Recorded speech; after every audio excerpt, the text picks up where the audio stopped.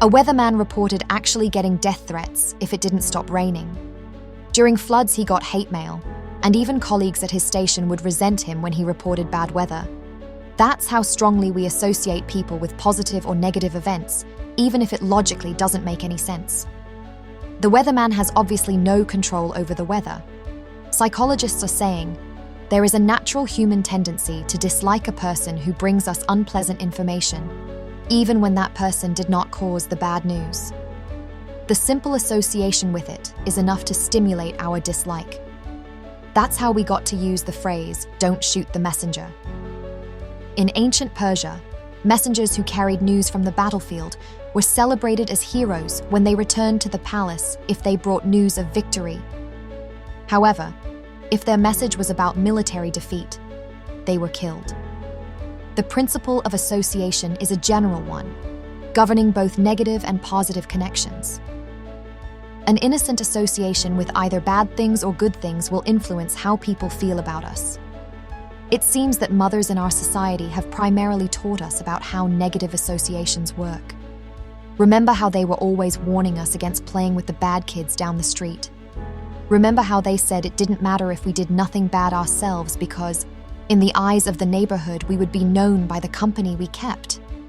Our mothers were teaching us about guilt by association. They were giving us a lesson in the negative side of the principle of association. And they were right. People do assume that we have the same personality traits as our friends. As for the positive associations, it is the compliance professionals who teach the lesson, such as advertisers, politicians, or salesmen. They are always trying to connect themselves or their products with the things we like. Did you ever wonder what all those good-looking models are doing standing around in the automobile ads? Well, they are lending their beauty and desirability to the cars. The advertiser is betting that we will respond to the product in the same ways we respond to the attractive models merely associated with it. And they are right.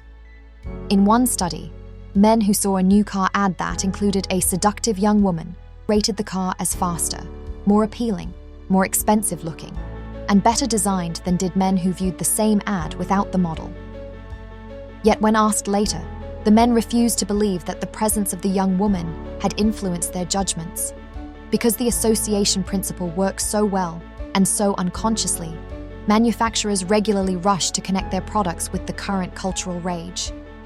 During the days of the first American moonshot, everything from breakfast drinks to deodorant was sold with allusions to the US space program. Professional athletes are paid to connect themselves to things that can be directly relevant to their roles: sports shoes, tennis rackets, golf balls, or wholly irrelevant: soft drinks, popcorn. The important thing for the advertiser is to establish the connection. It doesn't have to be a logical one, just a positive one. Politicians have also caught on to the ability of a celebrity linkage to sway voters. They are also very old at exploiting the association principle in other ways. For example, congressional representatives traditionally announce to the press the start of federal projects that will bring new jobs or benefits. A psychological study demonstrated that people who were given good food while listening to political statements gave their approval to the politician. And these changes in liking seem to have occurred unconsciously, since the subjects could not remember which of the statements they had seen during the food service. Therefore, it is possible to attach a pleasant feeling, a positive attitude, to anything, such as a political opinion, that is closely associated with good food. Studies also show that it's a human tendency to want to associate ourselves with good news and disassociate from bad news. That's very apparent when it comes to sports. For example, after a home team victory, fans often shout, "We're number one," but after a loss they don't chant, "We're in last place." Instead, they distance themselves, using the pronoun they instead of we, such as "they lost." This suggests that when we feel our own accomplishments aren't enough, we seek glory through association with successful others. This need for association with success can sometimes indicate a poor self-esteem, leading individuals to seek prestige through their connections rather than their own achievements. This behavior can take various forms, from name-dropping to parents pushing their children to succeed. If you want to know more about the psychology of persuasion, check out my video where I fully summarize the book Influence by Robert Cialdini. The association principle is also part of this book, and it stood out to me, so I thought it deserved a separate video. Enjoy!